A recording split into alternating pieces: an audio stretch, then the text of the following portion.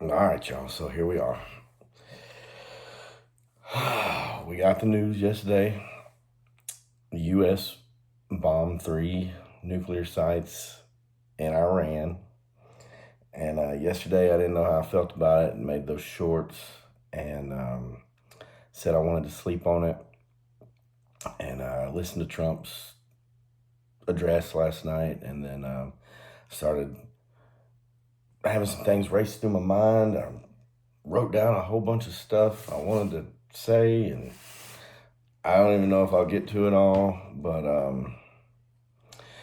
yeah. So the first thing I started thinking about was there was a poll. I think Michael Knowles did it on YouTube where he asked, should Iran be allowed to have a nuclear weapon? And it was like 79 or 80%. People said no. And then he had another question on there that said, should America be involved in this? And it was the same thing, like 80%, 79, 80%. No. Now, if we think about it, those two things are kind of at odds with each other, right? So we all agree they can't have a nuke, all right? So, and then we don't want to be involved. So how do we go about that? How do we stop them from getting a nuke, but don't get involved? And, let's just think about some things. There's going to be the people that say, uh, all Netanyahu, we're doing his bidding again. He lied to, he's been lying for years. He said for decades that, they were weeks or months away from getting a nuke. And there's going to be people that say that they were, talking heads that just take that stance 100%. And then there's going to be the other ones on the other side that say they're nowhere close. They're years and years, they're still years and years away. Nobody knows. None of these people talking on there telling you, they do or don't know. But let's just get one thing straight here. All right. They want to, and they're trying to. Why would we sit back and allow them to just keep doing it? There's no doubt about it. They're actively trying to get a nuke. I, I don't I don't know how else to put it. Now, let's just take Israel out of it. All right. I want to get that out of my mind. I don't want I want to look at this through a different lens, right? So I want to look at it through the lens of, if Israel had nothing to do with this, could this be justified? So I started doing some work. Man, I came up with a bunch of stuff. I'm just going to read off a few things that Iran's done over the years, right? So we all know, Jimmy Carter, uh, when the Iranian Revolution or whatever happened, all the hostages they took, 444 Tehran embassy workers taken hostage, right?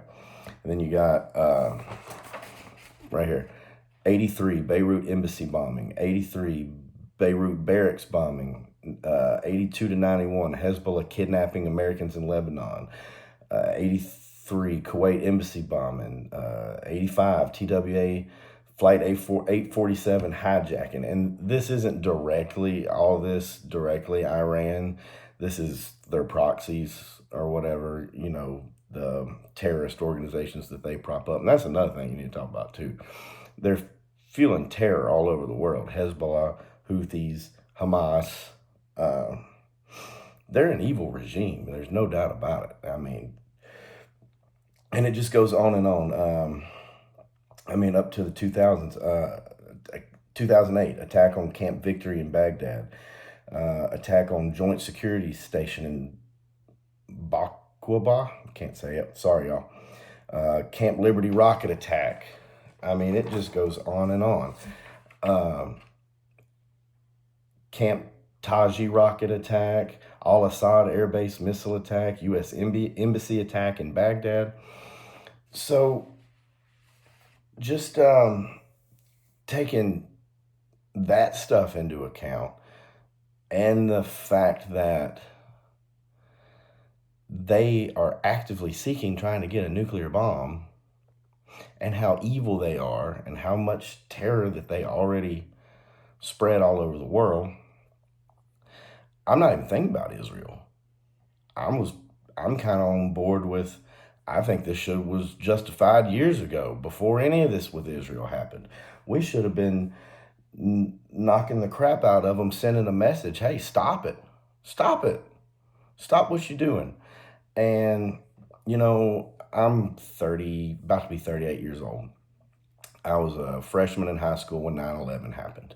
And believe me, I totally understand not getting involved in anything in the Middle East. That was a mess. It was a total you-know-what show. And I was all for it back then. I mean, we all were. We were, gung-ho. We wanted to go put a boot in their butt, like Toby Keith said. But it didn't work out. And it seems like regime change everywhere in the world that we've ever done doesn't work out. Everything that takes its place after the change is worse than what it was. I saw the news every day when they were counting how many soldiers were dying in Iraq and Afghanistan. I lived through that era, and I don't want that. I don't want boots on the ground. I don't want soldiers over there.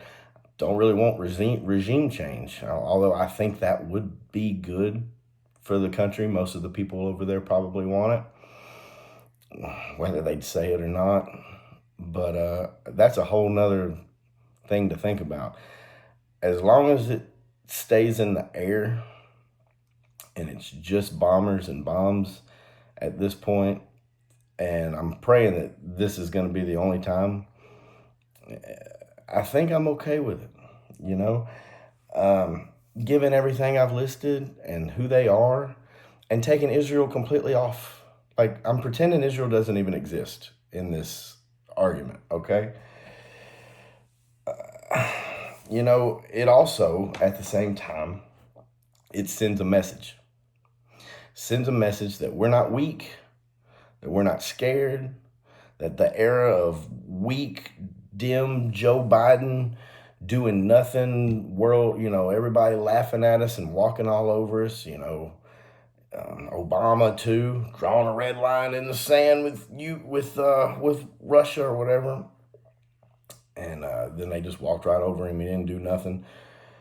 It sends a message to the rest of the world, to all these other terrible countries and regimes all over us. It says, we'll do it. F around and find out. Everybody's looking at us now. They're,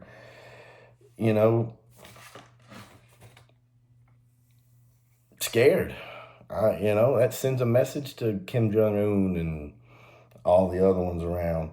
So I think that's kind of where I'm at. Now, I know a lot of y'all ain't going to agree with that. You're going to say that we're doing Netanyahu's bidding again and that we shouldn't fight Israel's war and all this stuff. And I understand that point of view. I do. Bibi got us to Iraq, basically. And like I said, they've been on the brink of getting a nuke for years and years and years now, or whatever, decades. But I'm trying to look at this through a different lens. I'm trying to look at it through the lens of Israel doesn't even exist in this. And I think it's justified. I think it sends a message. And that's kind of where I'm at. That's at the moment. I mean, I could change my mind. Somebody could leave a comment down here and say something that just sparks something and changes my mind completely. I know it's been less than 24 hours, and this is kind of where I'm at on it.